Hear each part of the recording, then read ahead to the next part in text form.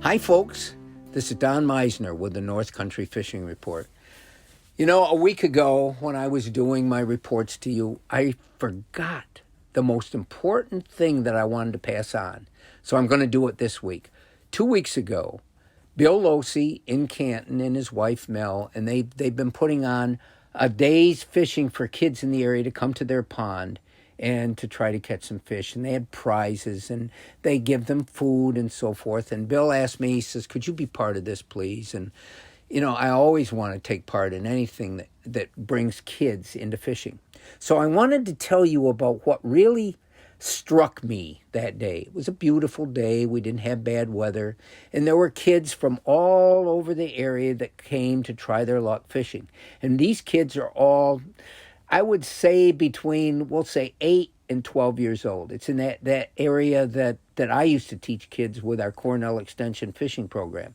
It's an area that I think is a tremendous area of a kid's development to introduce them to fishing. And a lot of these kids really had never fished. And they didn't really know each other because they were coming from different school districts. So as the day began, the kids' faces were different. They were quiet, and they didn't mingle too well. And then they started fishing. And what happened? No, there weren't giant fish being brought out of the water, but I saw a change in the activity of the kids.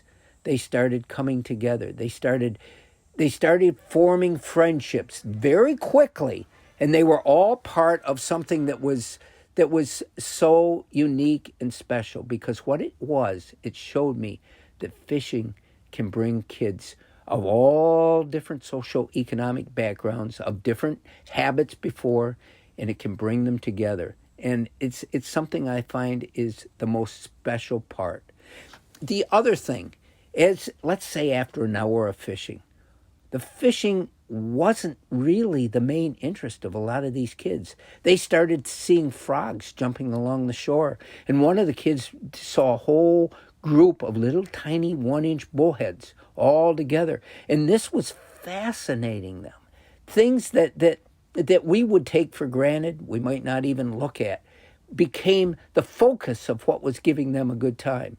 And the other thing I noticed as I would help the kids bait their hooks or whatever, is a lot of times, rather than cast out, these kids would just dangle the worm right in front of them, within a foot or two in front of them, right along the shore.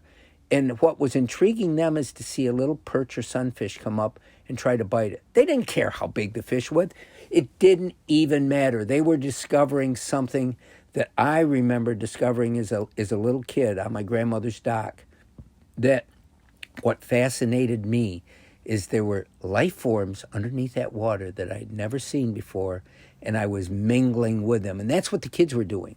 So at the end of the day, kids that didn't even seem all that interested, and when they were left off by their parents, as they were leaving, they said, we want to come back next year. Make sure you have this next year, because that 2 and 3 hour experience really started to change their life.